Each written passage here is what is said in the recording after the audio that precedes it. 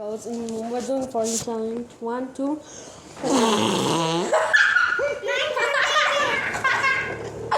Wait, my turn, your turn, my turn. My turn. Oh no.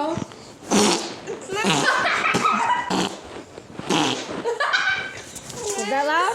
Okay, comment down below who was the loudest, me or his. Okay, who do you think was the loudest? Joe Mama's. Okay. Was that loud?